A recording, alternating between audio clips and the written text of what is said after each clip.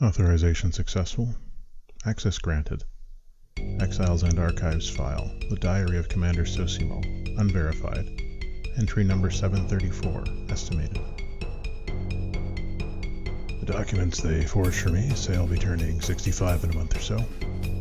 No big deal to us, but here it's significant. Not like retirement party, gold watch, cake significant. No, everyone who makes it to 65 here just dies. They go to sleep at night when they're 64 and then don't wake up in the morning when they're 65. Folks are sad when this happens, but they also celebrate it as an achievement. They made it all the way to the end of their cycle after all. Big bonus points with old Gov for that. My kids all grown up. Got a life of their own. I told them all I thought I could, safely and all. I hope it's enough. They've joined a family group too, got a kid on the way. I won't get to stick around for that. The folks who helped me when I got here said they'll sneak me out. Arrange it to look like I got burned up in a freak accident. They're amazed that I'm not going to keel over like a decent citizen. Probably some of them, at least, just don't believe it. Didn't ask where they got the body. Plenty of bodies out in the desert, I guess. More desert every day. I know what they want me to do for them.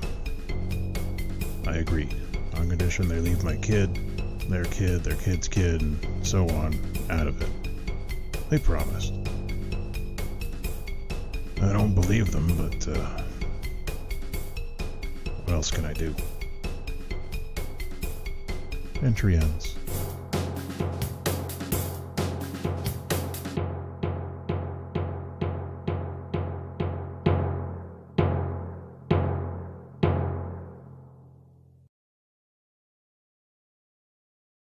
And welcome back to Splinters of a Broken Sun, Chapter 3. So I'm your Master of Ceremonies, Matt, and I am going to let the players introduce themselves this time, because I'm not as much of a monster as everyone thinks. So, let's just go down the list as it appears here in Discord, and introduce yourselves and your characters. Hi, everyone. I'm Keekers, and you can find me on Twitter at BeASpaceCat. I play Keva Jarma, the team mom, and hi, I hope you all enjoy our podcast. I'm OG Brown Sugar, and I play Maeve Sentus. I'm off the grid, so you won't find me anywhere. Howdy, I'm Mike Blood, and I play Emran Pak. You can find me on Twitter at GoodSirBlood. I hope you enjoy. Hi, I'm Jason. I'm found at Singing Chemist on Twitter, and I am playing Zonin Chan, the hat-making man. Perfect, thank you. So last time we had a bit of a shock as, your town was apparently destroyed and you escaped, made your way to what you learned eventually was called the Hub. And you've been trying to figure out what the heck this is over the past 6 weeks, which is how long it's been since the last session.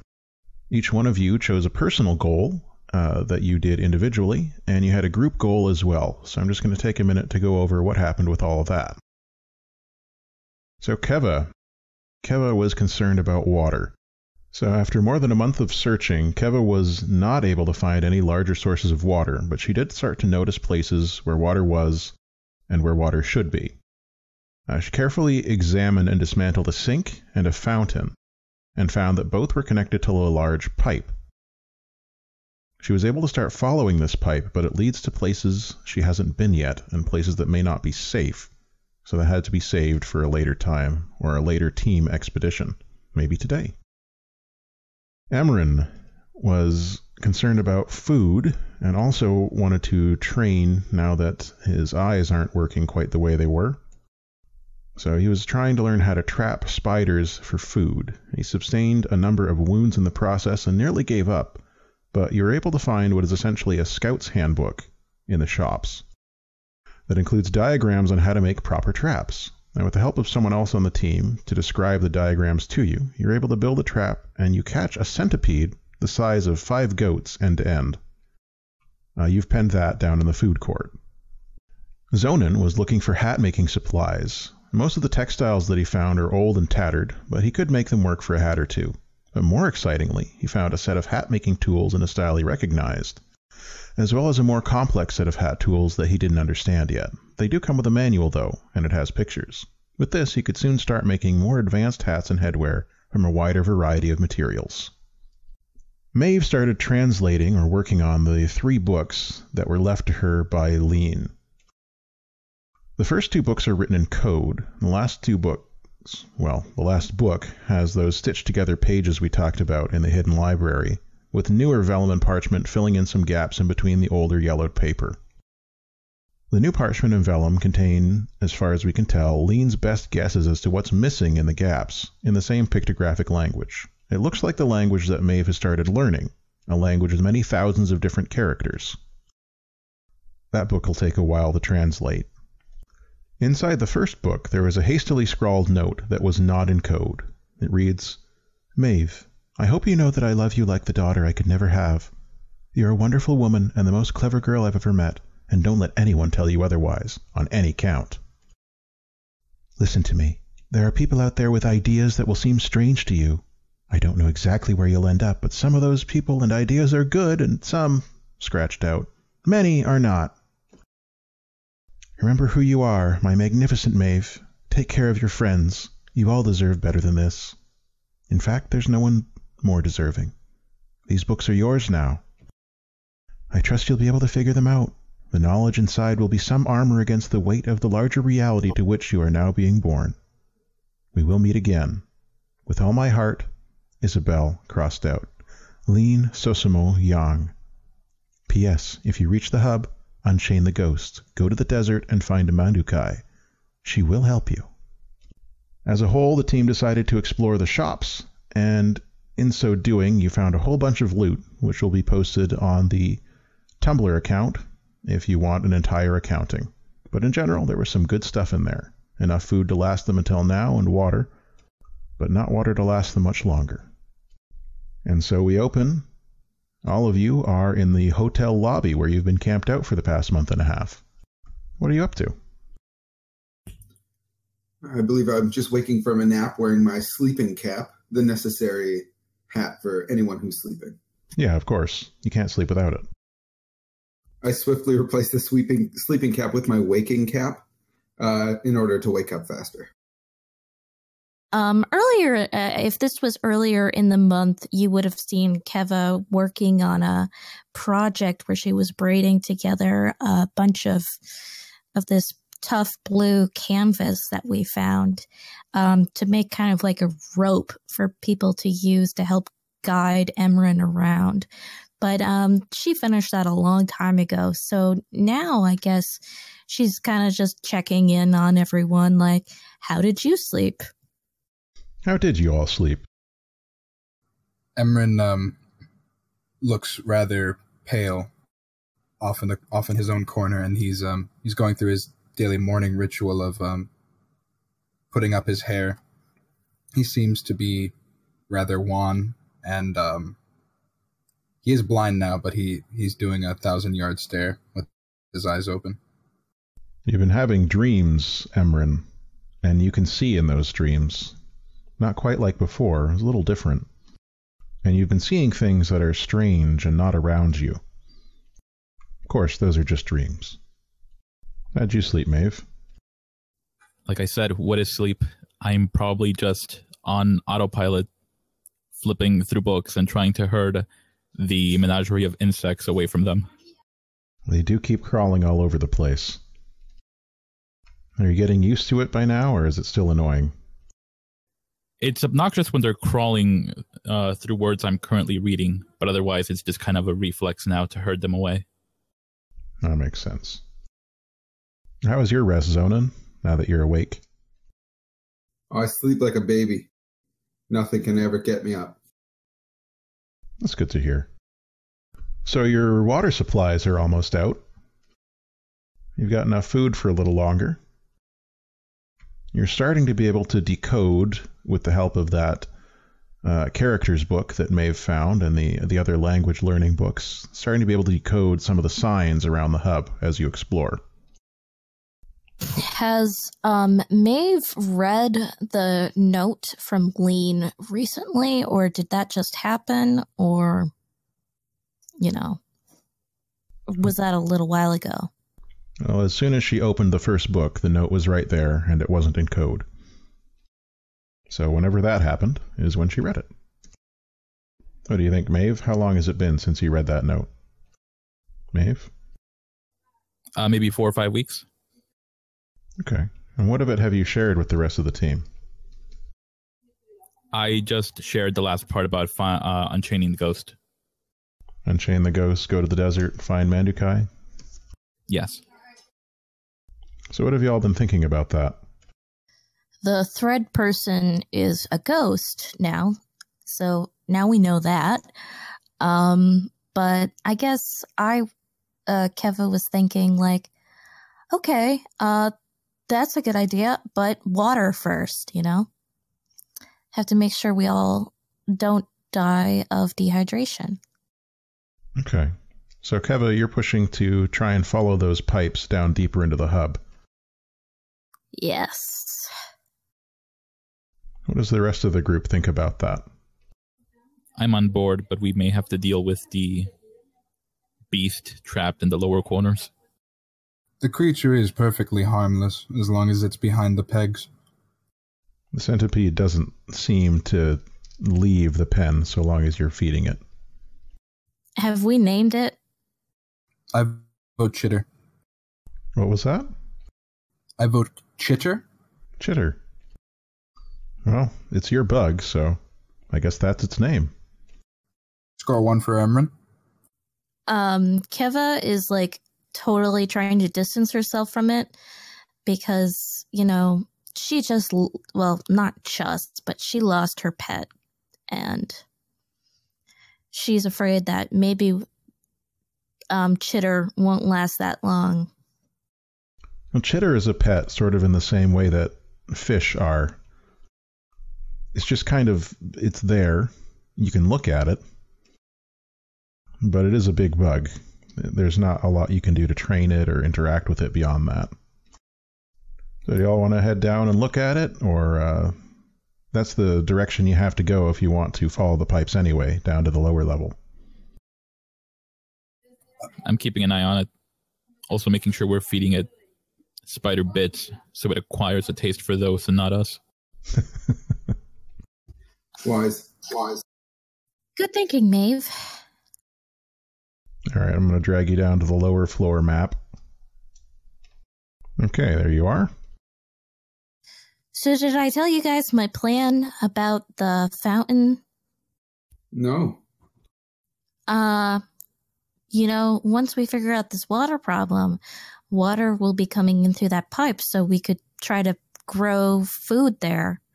Use it like a big plot. That's fantastic. I've never gardened before. Neither have I, but I'm willing to give it a shot. That does involve us following that pipe down, doesn't it? Yep. Does indeed. So you've seen where the pipe comes out from the sink. We'll say that you dismantle the sink over here in the east shops, where I've just clicked, and you found that the pipe is connected, as far as you can tell, to all the shops, the washrooms, everything. And the pipe appears to lead north through the door in the northeast here, just next to the stairs. Maeve, do you think unchaining the hub ghost will somehow cause the water to flow again? I was just about to say we might want to do that first. Even if he can't fix the water, he might be able to point us in the right direction so we're not just roaming aimlessly. If you think that's what we should do, then by all means, let's go ahead and try it. You gonna go talk to the ghost? Before talking to the ghost, I want to examine that big wall of glowing buttons to see if I understand it a little bit better now. Okay, let's head upstairs then. To the main floor. Alright, you come up the north stairs to the main floor and down to the ghost house, or ghost pagoda, whatever it is. So Maeve, anyone else going into the control room with Maeve? I'll join. Same here. Alright. So you're looking at the wall of colored lights and the symbols in different languages below them. You can make out a good number of them now, but you do need to refer to your book fairly regularly to figure it out. But it's showing things like maintenance, water and plumbing, electrical, whatever that means, transit, what's the word I'm looking for? Transit platforms, exit, transportation, all these different things. And most of them, as we mentioned last time, are red, which, if you've been looking at the manual that you found in this room, means bad. So the ones that are green that you can see, one says emergency power, and that one's green, but it's flickering from time to time, kind of like the lights outside flicker. And there's another one that says something intelligence. You don't know the first word yet, and that one is amber, which means that there's a problem. Pretty much everything else is red. I will go speak to the ghost about the emergency power. Okay. You go outside, the ghost greets you as usual. Huan. Hello. Hello. Welcome. Tell me about the emergency power. Emergency power runs on the emergency backup generators. Emergency power is rated to last for up to 500 years. In the event of a catastrophic power failure, emergency power will keep all passengers safe and sound. There's no need to worry. Where is the emergency generator located? Emergency generator is located in lower maintenance. Are you the intelligence? Hello, welcome. I am. Hello. I don't know if that's a yes or a no. I'm going to go with a yes. It's starting to get into that weird stuttering thing again, as you ask it more complicated questions. Ask him how his day's going. It's hard to tell if this thing is any particular gender, but we assume intelligence, the thread person or whatever, seems to respond to whatever you call it. Maybe if we address the emergency power situation, his cognitive abilities will improve? Yeah. Hold on one second. Hello, ghost. Hello, welcome. Where does the water come from? Water is located in Maintenance 1.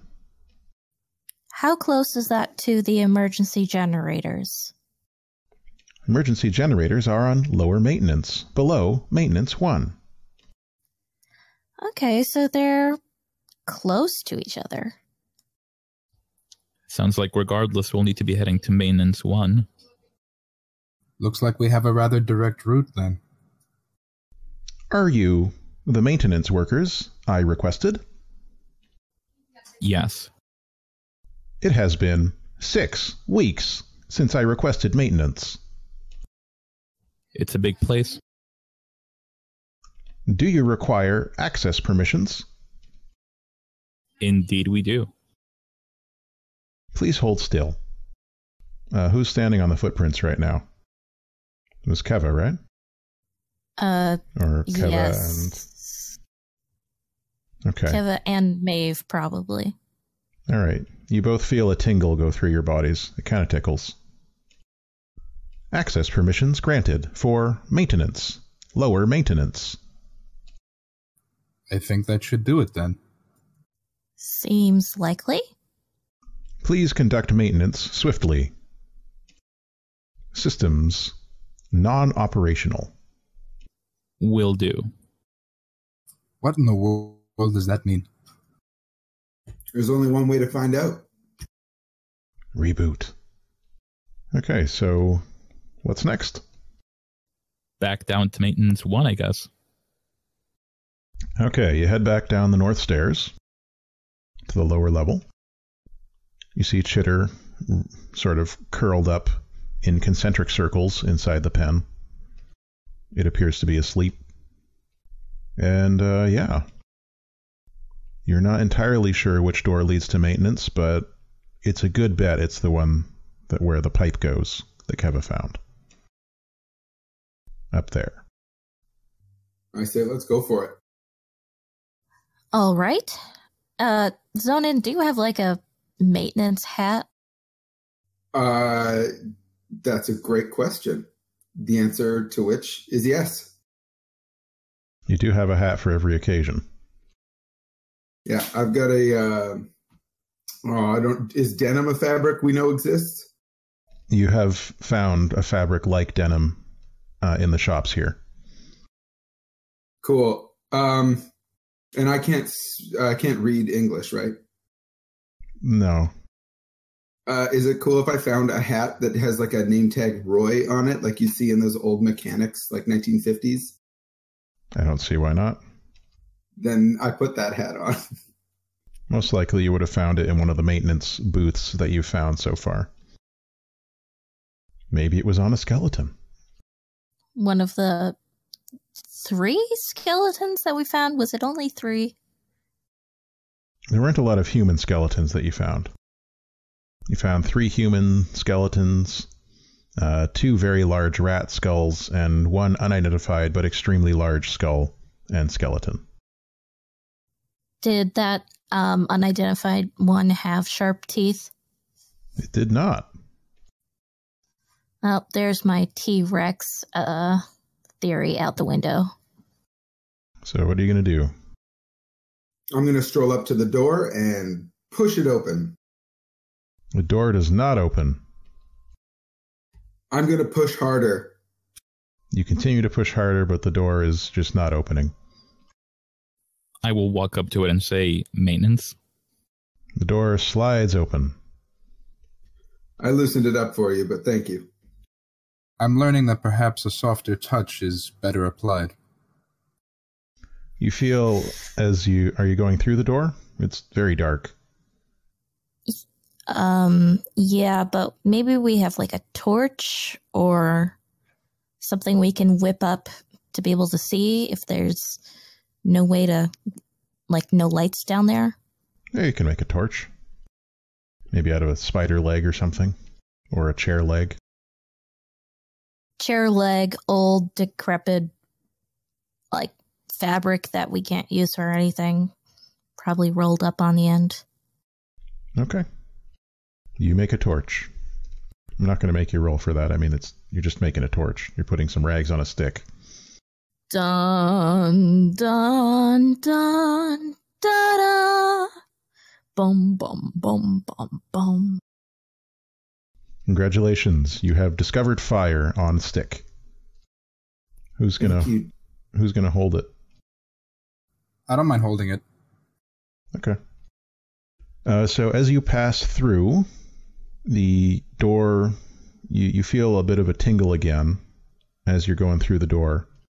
And there's a sort of angry noise when everyone other than Maeve and Keva walks through. And the door starts to slide shut if anyone other than them starts to walk through. What's that noise? It sounds like metal's grating. What's happening? What was that? I agree. You guys...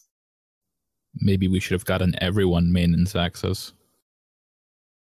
Well, I can head back up and we can go get some, I believe. Do you want to do that? Yes, and we should gather more torch materials. Okay. That gets done. We're not going to take extra time to go through all of that. So, yeah, you all go up and you take turns getting maintenance access. The ghost seems to be... It hasn't really displayed much of a personality to this point, but it does appear to be getting impatient as more and more people come up and request maintenance access. But Hey, some of us are plumbers, some of us are electricians. I don't know why it has to be so huffy about this. well, it seems to be just a little bit huffy. All right, so you all get the tingles going through you.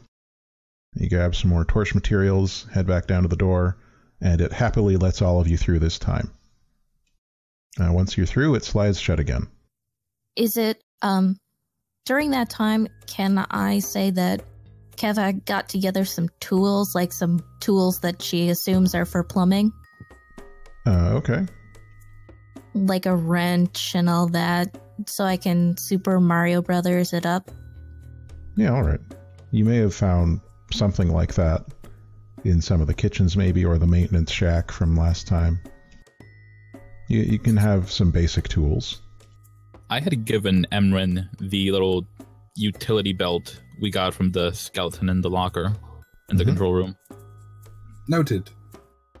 Congratulations, Emran. You're the party pack mule. This makes me feel important.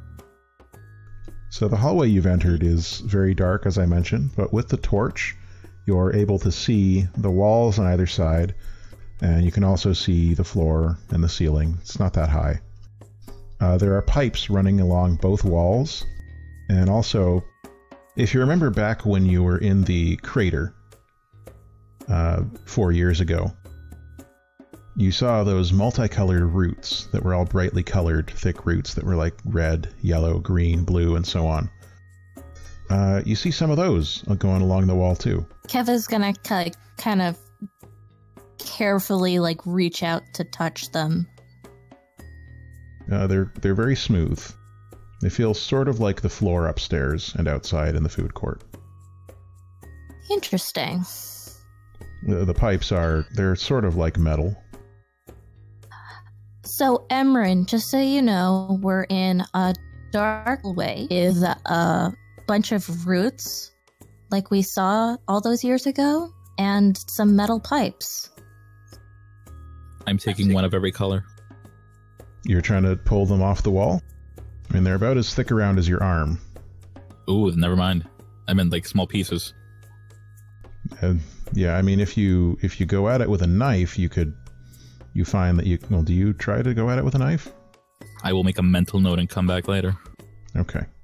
I don't know if that's a good idea, Maeve. Alright, so I've moved you over to the maintenance map. So the hallway you're in is fairly short, and it leads up to another door. And, yeah, I mean, if you go up there, it'll open, like the door to the food court did. Emran walks forward. Into the... through the door, sorry? Yep, sorry. Okay, so you enter a large space now. It's big. Keva's gonna follow behind him. Alright, you both enter the large space. You can hear the sound of dripping water somewhere in this big, dark space. Well, that's a good sign, I think. There's water. As you move forward, are you moving forward into the room or just standing at the entrance? Or what are you doing? Emran would continue to take very cautious steps forward. Okay. You start to feel, just through the texture of the ground, the way that your feet interact with it, that there's moisture on the ground. And the further into the room you go, the deeper it gets. So Emran's gonna stop once the water gets up to his ankles, and he'll turn around and say, "It seems like this room is some sort of reservoir." Possible. What do I see? Since I can see. You can see that the floor is cracked and damaged as you go further in, which has allowed for water to build up a bit more in the cracked and damaged bits of the floor. So the tiles that are near the entrance have sort of chipped or broken away, and it's almost like it's eroded away or maybe been dug out somehow. So the floor is very uneven, and there's water all over the place. It doesn't smell great. I don't know if this is exactly a reservoir or not, because this looks like damaged and moldy. Well, if the water's leaking, that would explain why it's not going through the pipes, right? Very probably. I will stick to the walls and very gingerly follow the dripping noise. Okay. Which wall are you going towards? The right one. Okay. You head over to the right side, and you can see the floor is less damaged along this wall. And the light doesn't reach too far. It's just a torch that you've got there. But you can start to see large shapes along the walls. There's something like in ranks in the middle of the room, and that's about all you can see. Just large boxy shapes. Emran will walk over towards Maeve to offer more light. Can I discern a somewhat shallow path to the big box in the middle of the room? To the one in the middle of the room, maybe not. But let's take a look. Let's try and... At the moment, it looks like the big shapes in the middle of the room. It's like a large square. Here, let me draw it in here. I'm sorry, that last part cut out. Hello? Can you hear me? Yeah, I think I just got dropped for a sec there. Okay. So in the middle there, can you see those shapes I just drew? Yes. Yes. Okay. So there's like an island with rows of boxy shapes on it, surrounded by some eroded or broken tiles, and then water around it. I wonder how they built all of this. Just putting in some shapes here to show you the edges of the corrosion. Anyone want to go for a swim? Or doesn't mind getting wet? I've never swam before, therefore I'm willing to give it a shot. I feel compelled to try. That wouldn't be a good idea if you don't know how to swim. I don't know Have a if swimming I know. cap? But you are compelling that aspect of yours, so... Yeah, I Make won't note. know if I don't know how to swim until I try. So you splash your way in there. Just gonna put those aspects there. So as you splash your way in, Zonin, you find that the water's not actually that deep. You don't have to swim, but you do have to wade, because by the time you're getting close to the island, the water is getting up to about your abdomen level. Can I try swimming regardless? Oh yeah, I mean, knock yourself out. Should I use an approach? What type of swimming are you trying to do? Well, I want to look like an expert at it, so I want to try some sort of flashy stroke. Okay, and you've never swum before? No, not at all. Okay. So you'll need to make a good roll for this, using your flashy approach. That was only a 1. So that's not a good roll. How cool does it look, everybody? Am I doing it? So that was that was an overcome that you were doing there. You are trying to do like a cool water flip, but you've underestimated how resistance works in water. And instead, you've just kind of twisted your ankle a bit. Oh no. You know, that was a good first try, Zonin. It sounded like he was drowning. Is he okay? Oh, I'm fine. He does appear to be falling over and having difficulty holding himself up in the water thanks to that twisted ankle. I'm going to go ahead and put the temporary aspect twisted ankle on your sheet there. Alrighty. Emran starts to wade in the water towards him. I'll shout after him, hold up the torch so it doesn't douse. Right. Okay, you wade in towards Zonin. I mean, he's just sort of in the middle there and floundering a bit. But presumably you'll be able to find him and steady him.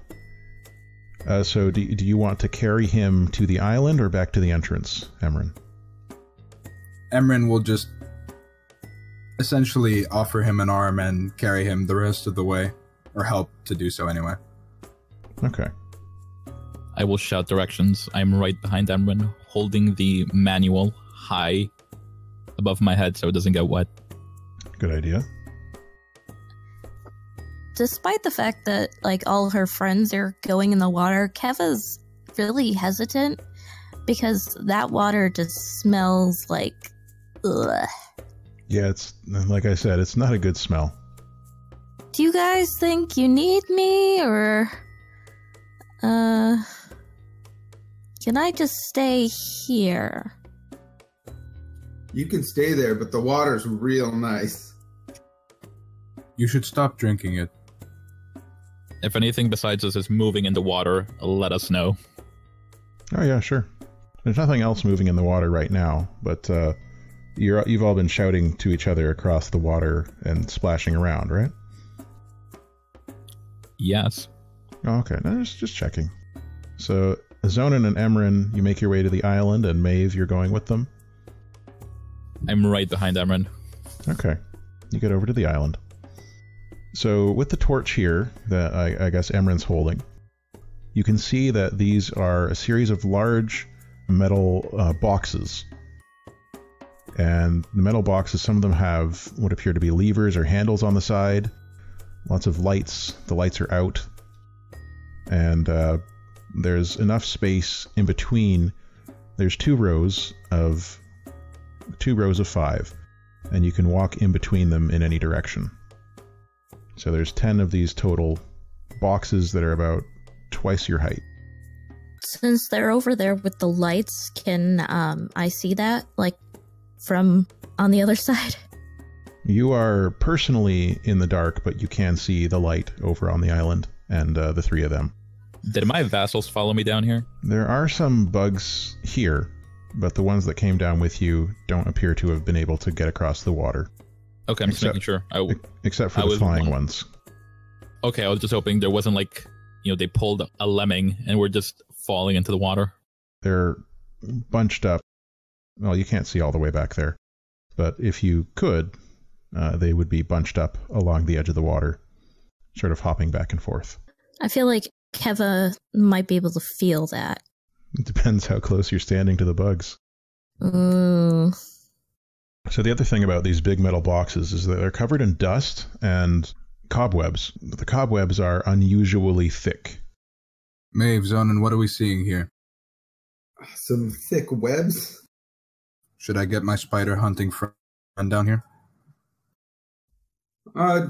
Does it look like the webs, like you said cobwebs, does it look like it's functional spider web? Or just build up? You'd have to take a look around to see if you can see any active webs. All right, I'd like to investigate these webs. Okay, that's going to be a careful roll. You'll need to do that and get an average roll. Unless you're just going to, like, walk around hoping to step on one, in which case you can just do quick or forceful. I'll try to be careful. That's another one. Did I say average or fair? Average. Okay. So you made it. You look around and you do find, stretched between the towers at the far end, what appears to be a sort of active web. The strands look newer, fresher, and sort of glistening. There are a couple of bugs on that web, actually. Or you assume they were bugs at some point. They've been wrapped up in cocoons. And one of them's dried out. The other one appears to still be slowly kicking. And it's a very large bug. It looks like a fly of some sort, but it's the size of your torso. Gross. I relay this information to Emran and the rest of the group. While Maeve is off doing that, Emran just is slowly just feeling one of the metal pylons. Okay. As you touch the pylon, you start to hear something. Can I focus on it? Yeah, if you make a careful roll, and I'm just going to oppose that, don't mind me, so make your careful roll. As you can see, that is my best aspect. Yeah, you got a mediocre roll there. I would like to burn a fate point to re-roll. I'll see what the opposition is first. True enough. It's just going to be a +8, and I'm going to cry. Okay, so you've tied with that one. Just got a couple more rolls I want to make, so they also made a mediocre roll, whoever that is. Could I help them? Maybe after this. This is sort of an active opposition at the moment. Okay, you definitely hear that group. I don't like the sound of that. Okay. So you hear noises coming from 3 different directions. One of the noises that you hear is a loud buzzing. Yeah, kind of like that. A loud buzzing that's like bzzz. The other noise that you hear is a series of boom, boom. And the last noise that you hear is a sort of chittering mass, like they're coming from 3 different directions. So Emran just shouts, "Brace yourselves." Yeah, do the rest of us hear the bug noises? Once Emran has alerted you to that, yes, you do. It almost sounded like all the sounds together make the sound of a song from the end of Ferris Bueller's Day Off. Is that fair to say, or is that not the case? Sure, why not? None of your characters would have any reference for that, but you do. But I'm enjoying it. All right. Oh nah. Oh nah nah. Oh nah. So you hear what you are able to figure out is the sound of swarms of insects coming towards you from 3 different directions. Of course, you're still in the dark. You have 1 torch. Emran, you're able to hear them well. Anyone else might be able to hear them well also, but you're not in an ideal situation right now. I'm going to say not ideal. I make my way to a position where the functional spiderweb is between me and the insects. You can probably get yourself between the web and 1 group of insects for sure. This group coming from the north. Okay. Oh, wait, sorry. That group's in the wrong place. There we go. So there's 1 group that starts coming up out of the ground beneath your feet. And these are burrowing insects of unusual size. Beetles, termite type things, and so on. And they're about the lengths of your arms and legs, each one. I roll to disbelieve. Okay. I think that would be a clever roll because you're trying to trick yourself. No, that must be a sneaky roll. You'd have to roll against your clever. That's how that would work. Or I can beat them to death with a torch. That might work. How hungry do you think Chitter is right now? We do feed him regularly. Probably not too hungry, but you never know. He's not here, though. Yet. So, this is a conflict into which we are entering now. Mm-hmm. Which means I'm just going to go ahead and grab all of your quick scores. Has anyone changed your quick score? No. Nope. No. All right. That makes it easy. I think everybody had 1 quick. Yep, everyone has 1 quick. Can I... Well, Kev is separated from them, but... So, obviously, if the bugs are faster than us, they'll go first. Some of the bugs are faster than you, others are not. Okay, I guess I've figured out what Kev is gonna do. But, seeing that a bunch of bugs have just sort of appeared in the light, she's got a shield hat 2.0 out and a knife ready. Okay. Now, you can see the 3 situation aspects here.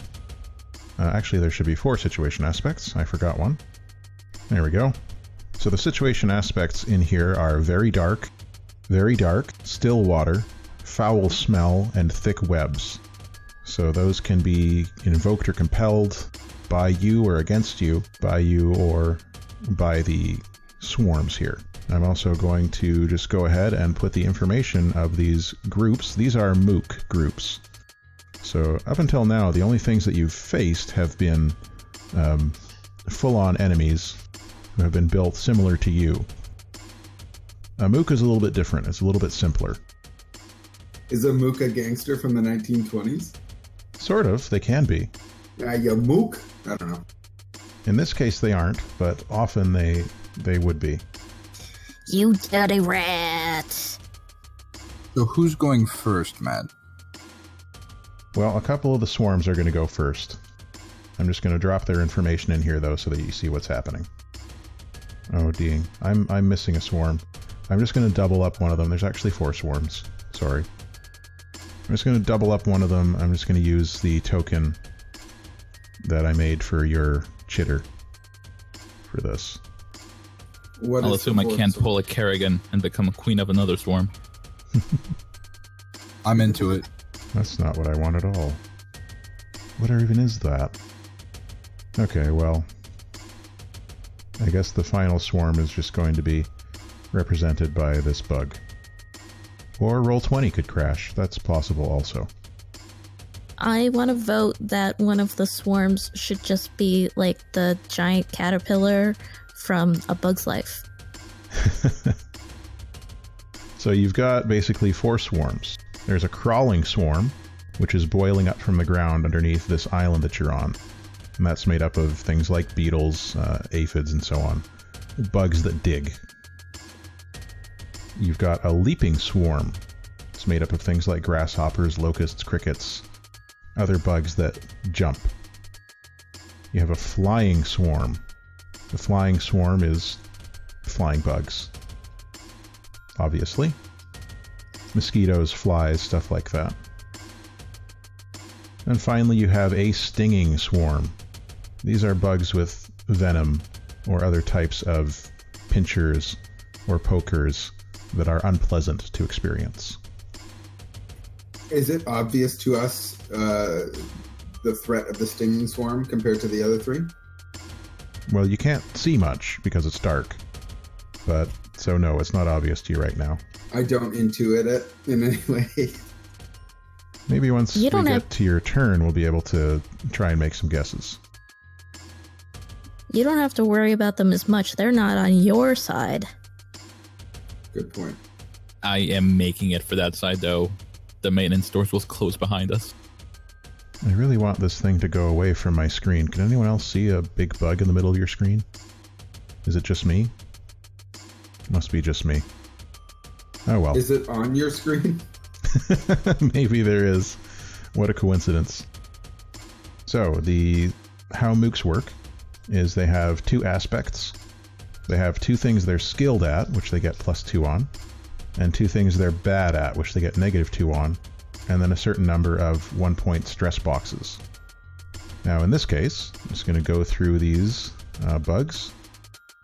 Grab another copy of this one because the audience isn't seeing this map anyway, so it doesn't really matter. But Matt, my immersion. My immersion is ruined. This is the current layout of the room. The stinging swarm and the leaping swarm are coming out in the south end of the room, near where Keva is.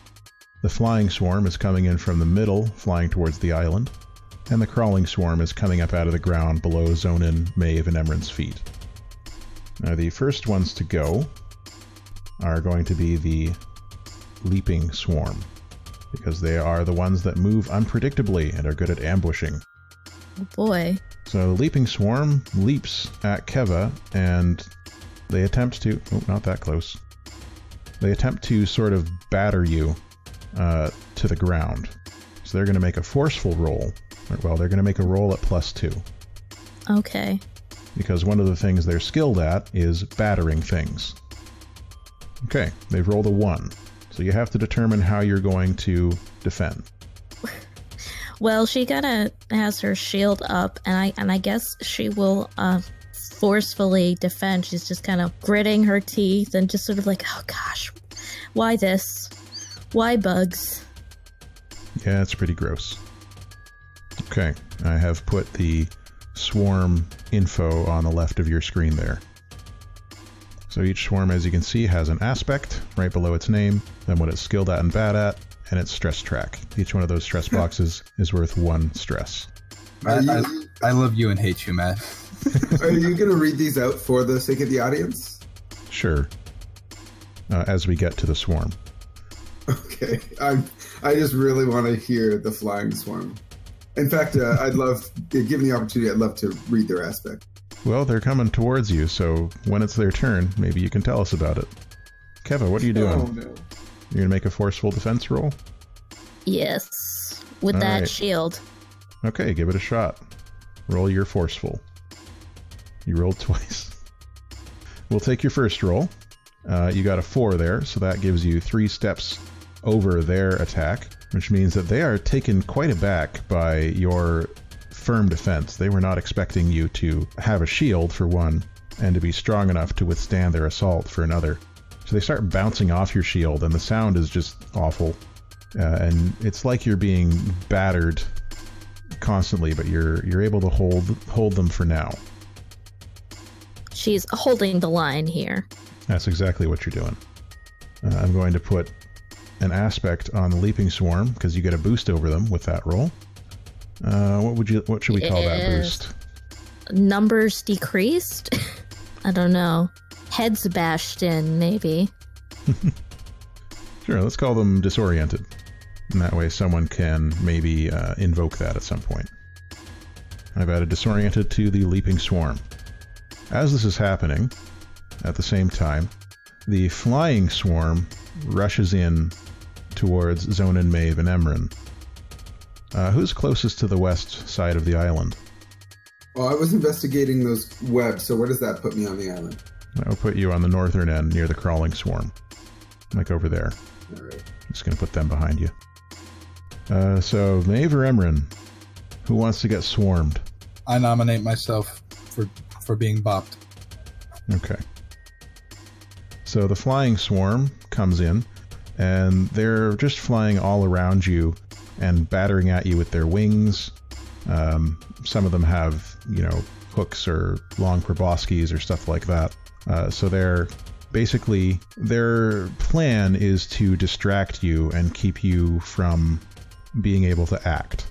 So they're going to try and create an advantage on you. And this is something they're good at. So they're going to get a +2 on this attempt to basically distract you with the loud sounds and the battering of their wings. And if you could see, they would be blinding you as well, but that's not what they're doing right now, obviously. Okay, so they've rolled a 1 to create an advantage on you. How do you defend? I smack at them with the torch. Okay, you're waving the torch around to try and scare them away. That sounds like a quick roll. Really good at quick rolls, so this should go well. All right. As you can see, I'm really good. Yeah, you've rolled a -2 there. Do you want to do anything about it? I think I'm just going to burn a fate point to re-roll. Which aspect will you invoke to do that? I'm thinking I'm going to start... So what happens is I start flailing just erratically, but then I remember that I'm strong, and if I can just swing my my torch purposefully, then I should be able to take them out. Okay. So burn that fate point and give it another shot. Perfect. Okay, you've tied. So they're able to create an advantage over you, because on a tie they still succeed, but it's at a cost to them.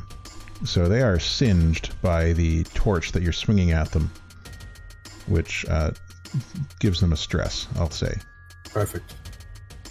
Probably some of those bugs are dead now, but the number's still a large number. Yeah, it's a swarm, so they're not so easily dissuaded. Now the Crawling Swarm and the Stinging Swarm are about the same speed as all of you, but they are surprising you right now, so I'm going to have them go first. The Crawling Swarm is right underneath Zonin, and they're going to try and pull you down to the ground and swarm over you. So they're going to try and knock you over. And that's going to be an advantage they're going to try and create. And they're not good or bad at this, so it's just be a straight roll for them.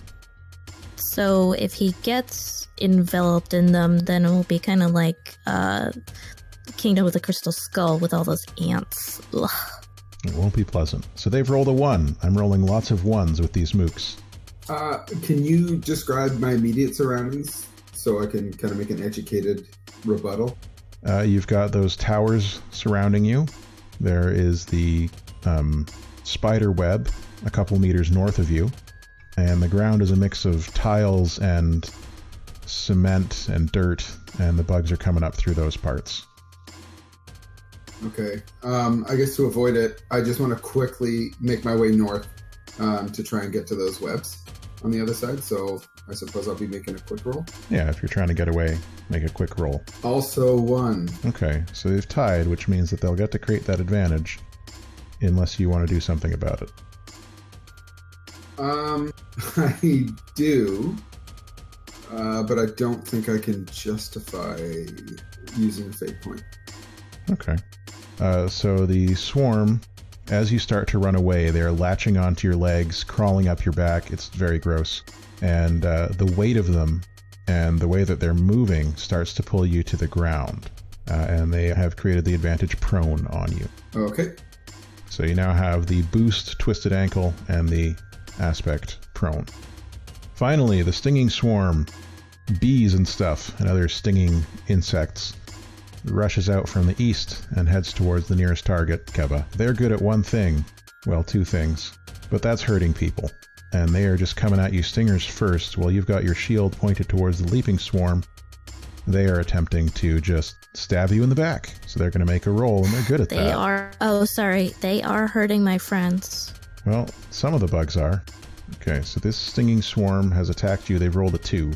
How are you going to defend with them coming towards your back? Oh boy.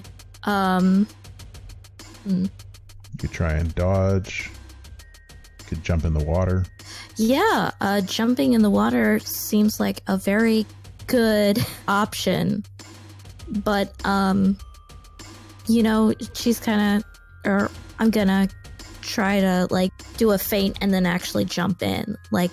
Okay, so that's going to be a quick roll. So make your quick defense roll. Okay, you rolled a 3, which means that currently you're beating them. But they are blades in the dark, so I'm going to use one of my GM fate points in this scene and put my roll up to a 4. Okay.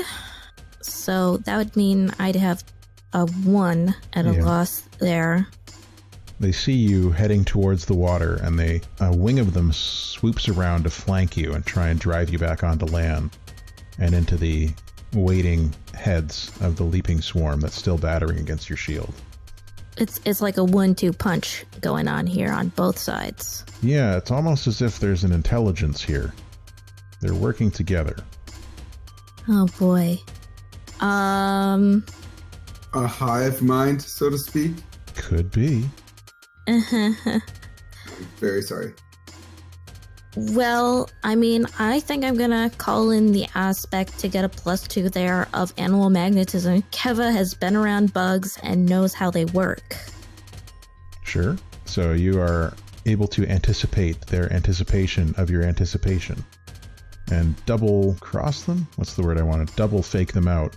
So burn that fate point, and you're able to jump into the water, roll underneath their flanking wing. And they chitter in disappointment. Okay, now it's you 4. Are my bugs doing anything? They're just hanging out still at the edge of the water. They're not helping me. No, I mean some of them are getting crushed by the larger bugs that are rolling around in here. I need to find what these bugs are eating and feed it to mine.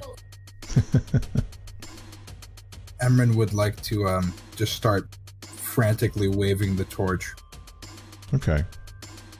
So are you waving it frantically, or are you using that discipline that you found during the last exchange when they attacked you? I think I'll actually rely on trying to almost daredevil these this flying swarm and hear them coming as they're trying to batter me, and then swing the torch in time. Okay. So that's going to be either forceful or clever. You know what I want. Yeah, clever. Exactly. My highest approach. Okay, go for it. That turned out better than I thought. Okay. You rolled a 1. They're going to attempt to evade, and this is the flying swarm. So, they don't have any particular ability with this one way or the other. They've rolled a 0. So they're not able to... Pardon me? Sorry to interrupt. I was just saying that this is further proof that I'm the best at killing. Seems that way. Okay, so they are going to basically get burned by the torch. And that's one shift, so they take another stress. Who's next? This hive mind theory totally throws my plan into disarray because I was going to try to eat their alphas and establish myself. Uh-huh. I mean, if you could find it, maybe. You know what? I'll do that. I'll try to see if there are any particular bugs that are maybe directing the swarm. Okay. So you're going to take a look around, basically. You don't have a torch, right? I do not, but I was like right next to Amran, if that helps at all. Okay. It might actually be better for you if you look away from the torch, because if you're looking at the torch, then that's going to be giving you night blindness, essentially. Whereas if you're looking away from it, your eyes might be able to adjust and let you see Bill in the dark. I'll do that then. I will channel my many sleepless nights in very dim lighting reading books. Okay. So I want you to make a careful roll, because you're searching for something. Alright, hold on. Mm-hmm. I'm just going to have them roll too. Okay. You look around in the night and you don't see anything. I would like to add my stunt into this. Which stunt are you using? The spider and the fly. So just like the spider does the fly, I will very meticulously scan and wait and get +2 since I'm trying to create an advantage by carefully appraising a foe. So right now you're doing an overcome. You're trying to overcome the stealthiness of the enemy. Oh. Now the spider and the fly, from what I understood, was something that required you to take time to do. We talked about that being like a careful, detailed approach. Yes. Do you have a different aspect you could use? I might invoke if you have the will, you make the way, because I know that I'm not getting out of this through speed or force, so I'm gonna have to outsmart or scare these bugs into line. Okay. Sheer willpower. You look harder. As you look harder, you are able to see something. So that brings you up to a 3. That's a 1-shift success. You can see there's something extremely large in the northeastern corner up near the ceiling. As if it senses your eyes on it, it scuttles away further up and further west. But there's something there. Can I keep my eye trained on it? Yeah, you can keep watching it. Who's next? Zonin or Keva? I'll go. I want to try and jackknife back into the water, moving toward the cobwebs. All right. So that's going to be I guess that's an overcome that you're doing. You're moving quickly? No, I'm trying to do something acrobatic, like, because I'm currently prone, so I was going to kind of like roll backwards and then vault myself using my arms into the water. If you want to clear your prone status, you have to take an action to do it. Otherwise, the most acrobatic thing you can do is try and roll awkwardly into the water. Okay, I'll try that then. Okay, so you basically want to get up. Yeah, while getting off of the island where the bugs are trying to knock me down. Okay. So to get up, you need to roll, I believe, is an average overcome to clear that prone aspect. All right, and which approach am I using? Well, you tell me. How are you doing it? How are you trying to get up against the force of these bugs holding you down? Well, yeah, I want to jackknife. I want to roll up and then try and do a cool ninja thing. Okay, so use your flashy. Huzzah! Yeah, you've done it. So you're no longer prone. Keva. Well, Keva's in the water right now, so I am going to try to surge back out and smash as many of the leaping swarm with my shield as possible. Okay, so you're going to make a forceful attack against them. Yes, exactly. Okay, go for it. Would I have been able to alert everyone to the presence of the director dang it. before my turn ended? Yeah, you can make a shout. Let everyone know that I'm hunting the head of the Hydra. So that was the leaping swarm you were attacking. Yes, and it was only 1. Okay. And they are good at getting out of the way of attacks. Now they roll a 1.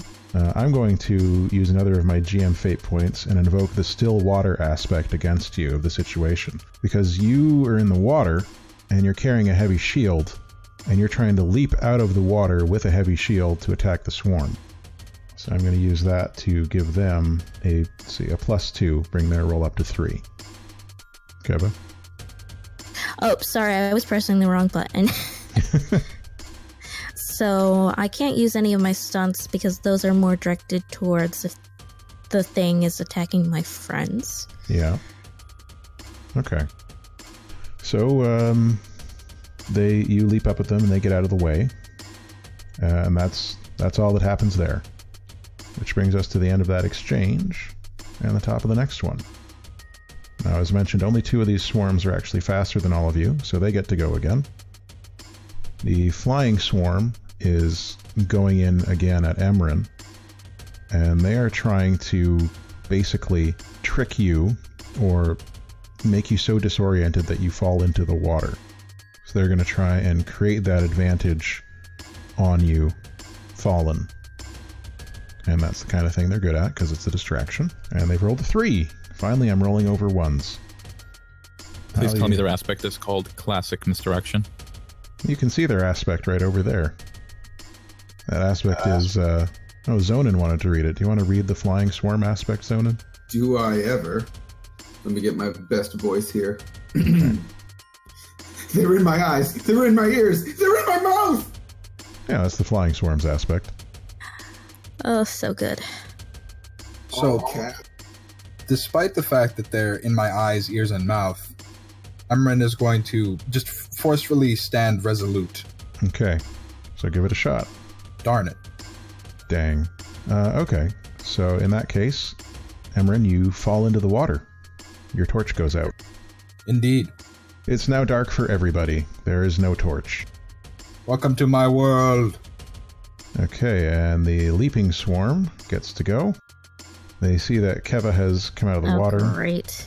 They resume their attempts to knock you over, essentially. Too bad, I'm already wet.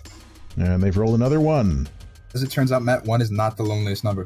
Apparently not. There's a lot of them around. Well, 2 can be as bad as 1.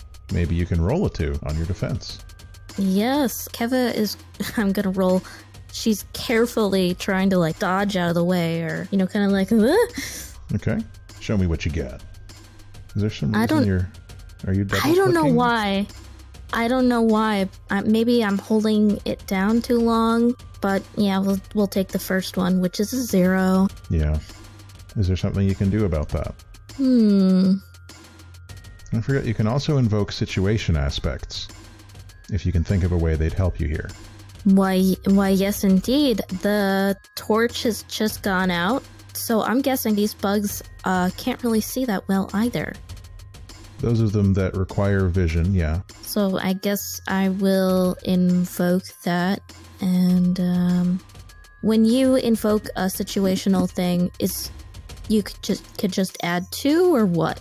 It's the same as invoking any other aspect. You can re-roll or you can add 2.